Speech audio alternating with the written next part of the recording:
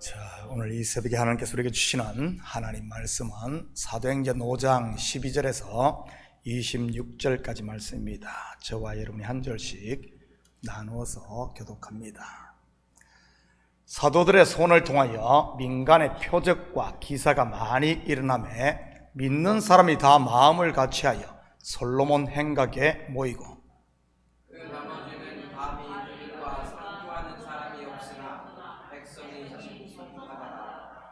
믿고 즉계로 나오는 자가 더 많으니 남녀의 큰 무리더라. 심지어 병든 사람을 메고 거리에다가 침대와 요리에 누이고 베드로가 지날 때 높이에 그림자라도 그들에게 덮을까 하라. 예루살렘 부근에 수많은 사람들도 모여 병든 사람과 더러운 귀신에게 괴로움 받는 사람을 데리고 와서 다 나음을 얻으니라. 대제사장과 그와 함께 있는 사람 즉 사두개인의 강파가 다 마음의 시기가 가득하여 일어나서 사도들을 잡아다가 옥에 가두었더니 주의 사내가 밤에 창문을 열고 끌어내어 이르되 가서 성전에 서서 이 생명의 말씀을 다 백성에게 말하라 하매 그들이 듣고 새벽에 성전에 들어가서 가르치더니 대제사장과 그와 함께 있는 사람들이 와서 공회와 이스라엘 족속의 본류들을 다 모으고 사람을 목에 내어 사도들을 잡아오라. 부하들이 가서 옥에서 사도들을 보지 못하고 돌아와 이르되 우리가 보니 옥을 든든하게 잠기고 지키는 사람들이 문에 서 있으되 문을 열고 본즉 그 안에는 한 사람도 없더이다. 성전 맡은 자와 제사장들이 이 말을 듣고 의혹하여 일이 어찌 될까 하더니 사람이 와서 이르되 오소서 옥에 가두었던 사람들이 성전에 서서 백성을 가르치더이다. 함께 읽겠습니다. 성전 맡은 자가 부하들과 같이 가서 그들을 잡아왔으나 강제로 못함은 백성들이 돌로 칠까 두려워함이었더라. 아멘. 좋은 아침입니다. 오늘 본문은 초대교회에 나타났던 두 가지 극명한 다른 모습을 보여주고 있습니다. 하나는 성령 충만함으로 나타났던 표적과 기사입니다. 이 제자들을 통해서 나타났지요. 그리고 이들은 마음을 같이하여 항상 모이기에 힘쓰고 모이면 기도하며 하나님을 찬송한 모습을 보게 됩니다.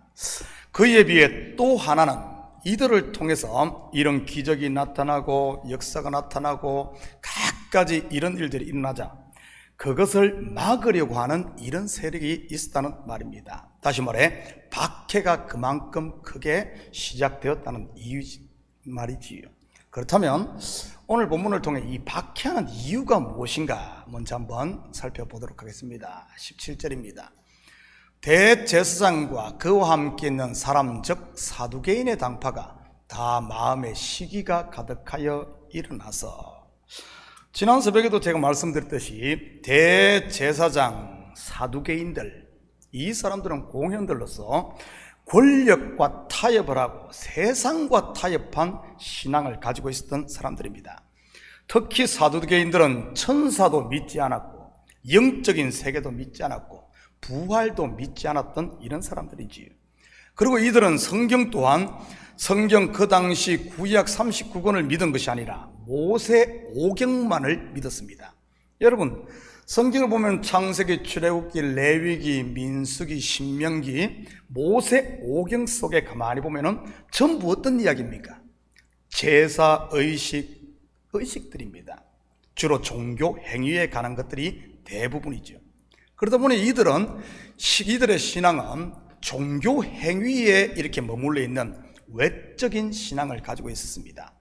그런데 이들이 사도들을 통해서는 어떻습니까? 그들이 생각지도 못했던 자기들에겐 전혀 나타나지 않는 이런 기적과 이사가 나타나니까 어떻습니까? 자기에게 없는 것들이 일어나다 보니 이들은 시기하기 시작했습니다.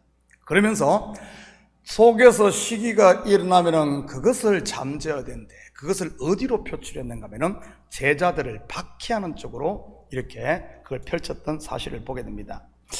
지금도 교회에 보면 이 사두개인적인 신앙들을 가진 사람들을 보게 됩니다. 이 성경의 이야기는 남의 이야기가 아니라 앞으로 교회 가운데, 우리의 삶 가운데, 공동체 가운데 일어나는 일들이 다 기록된 거거든요. 지금도 사두개적 신앙을 가진 사람들을 보면 천국을 믿지 않습니다. 이 땅에서의 잘 되고 잘 먹고 사는 것만 바라는, 이 땅의 것만 바라는 이런 신앙인들에게는 이 종교는 하나의 어떤 거칠이에요. 또 하나의 자기를 포장하는, 교회를 다님으로 말미암아 저 사람은 교회 다니니 거룩한 사람인가 봐, 착한 사람인가 봐, 이렇게 보이고 싶어하는 어떤 이런 외적인 신앙에 머물러 버린 사람들이 있습니다. 그리고 권력을 탐하고 교회에서도 지위를 탐하고 세상에서 어떤 그런 것만 탐하는 이런 사람들, 바로 사두개적인 이런 신앙을 가진 사람인지, 그러면서 영적인 세계를 전혀 모르니, 천사도 모르고 하나님도 모르고 천국을 믿지 않으니 그들의 행동은 막무가내식으로 합니다. 아니면 말고식으로 일단 저지르고 보는, 오늘 보십시오. 이 사두개인들이 그러지 않습니까? 그냥 무조건 가두고 보는 거예요. 가두고 보는 거예요. 제가 있든 없든 그 다음을 생각지 않고 그때만 생각하는 이런 사두개적 신앙. 이런 사람들에게 시기와 질투가 많이 일어납니다. 왜냐하면 남이 잘 되는 것을 보지 못하죠. 왜 그런가 하면 세상적인 출세라든지 그런 게 어떻게 진행됩니까? 다른 사람을 짓밟고 올라가야만 되잖아요. 그러다 보니까 세상은 상대적입니다. 세상에는 절대 진리란 게 없어요. 내가 가진 것이 하나라면은 저 사람이 갖지 못한 사람이 있으면은 내가 하나만 가져도 저 사람보다 나은 부자의 위치에 있습니다. 비록 내가 1000을 가졌다 할지라도 누군가 10,000을 가지고 있으면은 나는 가난해지는 겁니다. 저는 한국 사회에서 한 20년 살았잖아요. 그리고 지금도 가끔 한 번씩 한국 가면은 이것이 한국 사람들에게 특히 심함을 보게 됩니다. 제 친구들도 가서 보면은 대부분 아파트 한 채씩은 다 있어요. 보통 뭐 시골이라도 4억씩 5억씩 하잖아요. 그런 아파트가 있고 보면은 잘 살아요. 근데 뉴욕 사실 이민사회에서 집 가진 사람 몇 명 있습니까? 그리고 굉장히 잘 사는데도 보면은 대화를 나눠보면은 상대적으로 엄청나게 뭐랄까요? 빈곤하게 있어요. 내 친구는 20억짜리 뭐가 있더라. 누구는 뭘 했다더라. 아니 내가 봤을 땐 지금도 상당한데 그럼에도 불구하고 그 상대적 빈곤 속에 살아가는 이런 모습들을 보게 됩니다. 저는 그것을 보면서 다른 사람이 아니라 신앙인들이에요. 제가 한국 가서 만나면 전부 예수 믿는 사람들, 뭐 그런 사람 만나지 누구 만나겠어요. 그런 것을 보면은 이게 바로 사두개적 신앙이구나. 성경에서 말하는 세상의 기초를 둔, 근데 진리의 기초를 둔 사람은 어떤 줄 압니까? 천하 만민이 뭐라 그러더라도 자기의 삶을 사는 거예요. 하나님 앞에서 감사하면서 있든 없든 그거에 매이지 않고 사는 겁니다. 교회 공동체는 그래야 돼요. 교회 안에서 서로 비교하고 누가 잘 됐다고 해서 그거에 대해서 아닙니다. 그래서 교회는 가장 없는 사람, 가장 있는 사람, 가장 못 배운 사람과 가장 잘난 사람이 함께 어우러질 수 있는 곳이 교회 공동체 하는 겁니다. 그러기 위해서는 어떻게 해야 되겠습니까? 그 보는 시야를 바꿔야죠. 시야를. 여러분, 우리 교회 공동체는 그리스도 안에서 하나의 몸된 지체입니다. 하나의 몸된 지체예요. 우리 몸을 보십시오. 우리 몸에 아주 귀중한 부분이 있죠. 어디가 가장 여러분 귀중합니까? 목사에게는 아무래도 말을 잘해야 되니까 입이 가장 귀중할 수 있죠. 그러나 손으로 일을 하는 사람은 손이 가장 귀하죠. 또 그리고 예를 들어 의사라든지 아니면 이런 분들은 또 눈도 좋아야 될 거고 손 이런 기술을 써야 돼요. 사람마다 다 다릅니다. 다 달라요. 그런데 보시죠 여러분, 우리 몸의 가장 귀한 부분이나 가장 어떻게 보면 천한 부분이나 아니면 가장 소용없는 것 같지만은 어떻습니까? 우리 몸에 약할수록 우리가 그것을 더 가꾸고 더 신경 쓰지 않습니까? 맞습니다. 이게 교회입니다. 그래서 우리 몸의 지체 중에 하나도 쓸데없는 것이 없이 다 귀하고 존귀하듯이 우리 교회 공동체 지체들이 바로 그런 겁니다. 저 사람은 제발 교회에서 없으면 교회가 살 것 같아. 아니요, 그렇잖아요. 하나님께서 왜 그 사람을 교회에 두었겠습니까? 그가 필요하기 때문에 둔 겁니다. 그래서 성도들을 연단하고 훈련하며 함께 세워져 가라고. 왜 가난한 사람을 두겠어요? 교회 재정에 그게 많이 들어간다 생각해 보십시오. 저 사람 때문에 교회가 할 일을 못해. 아니요, 그렇지 않아요. 왜 교회에 물질을 주었겠습니까? 바로 그를 돌보라고 한 것 아니겠습니까? 바로 그런 거예요.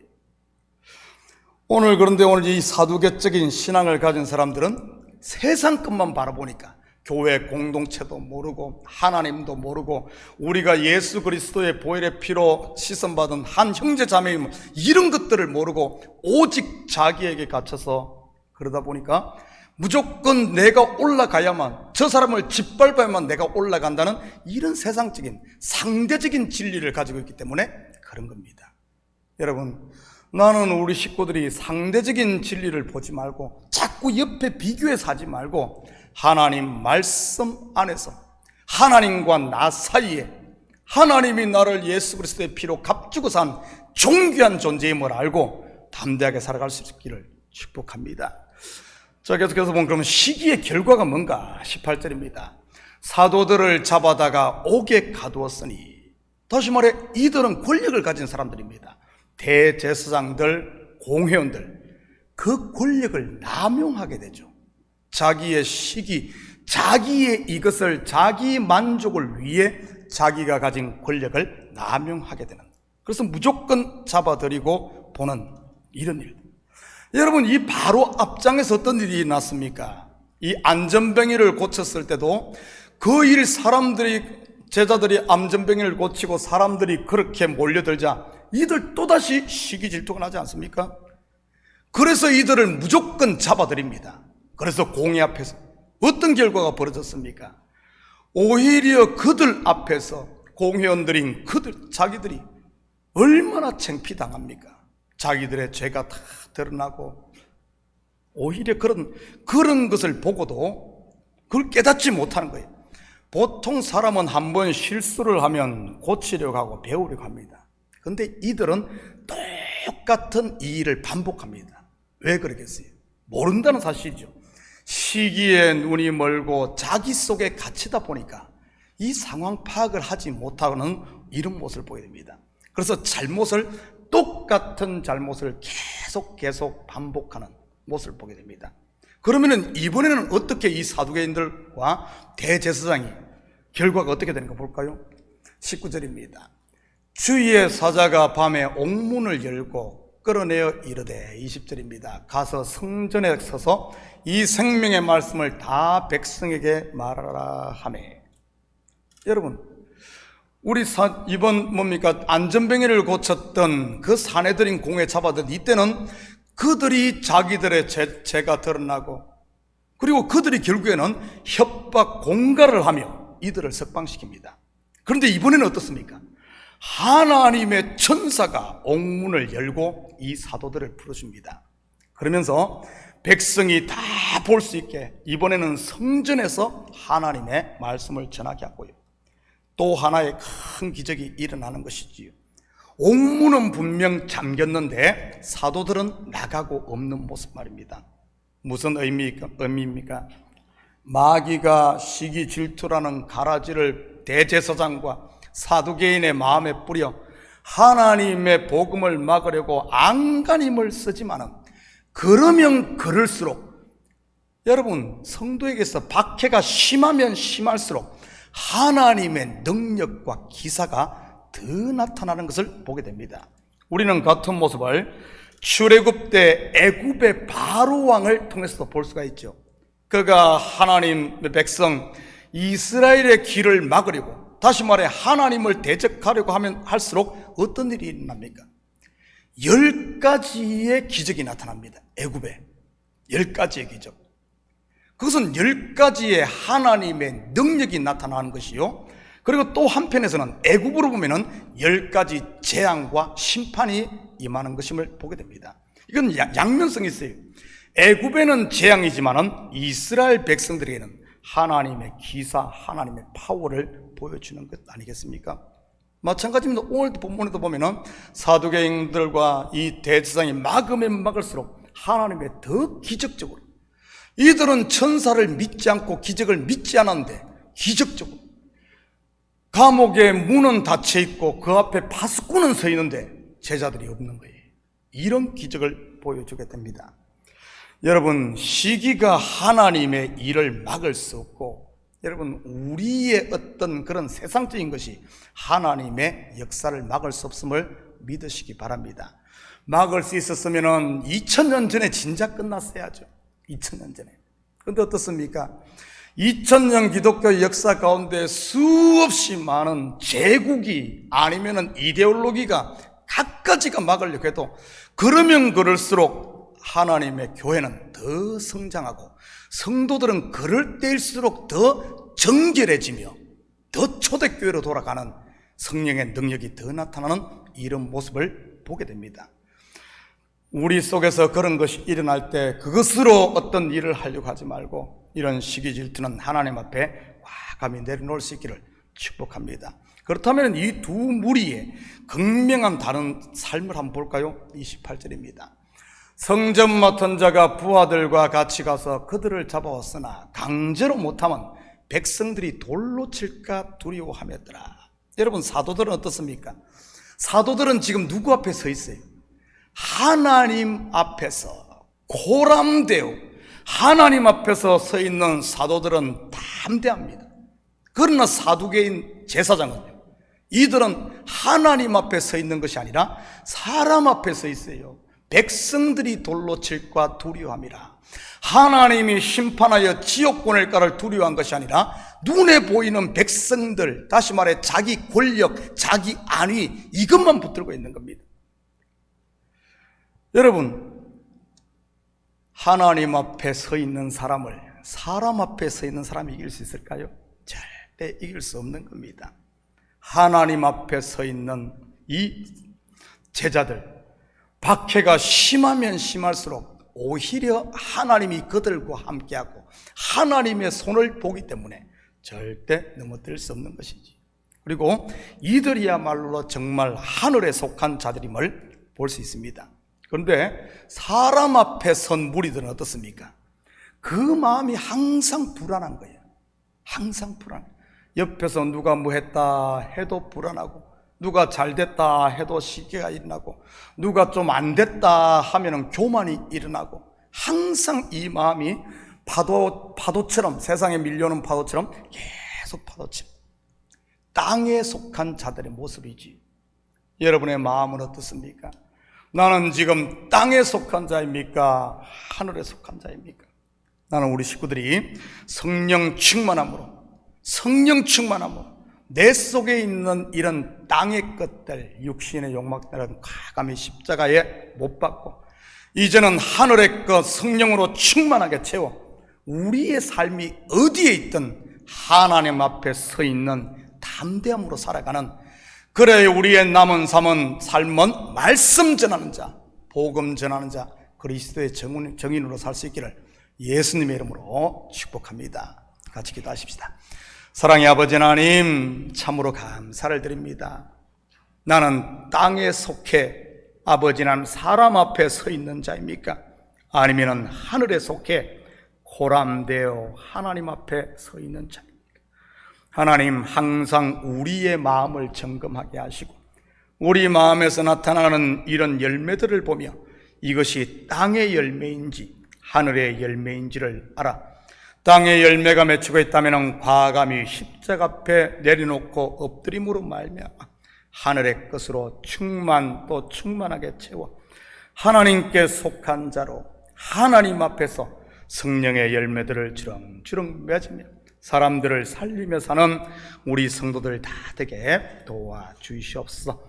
감사드리며 예수님의 이름으로 기도드립니다. 아멘.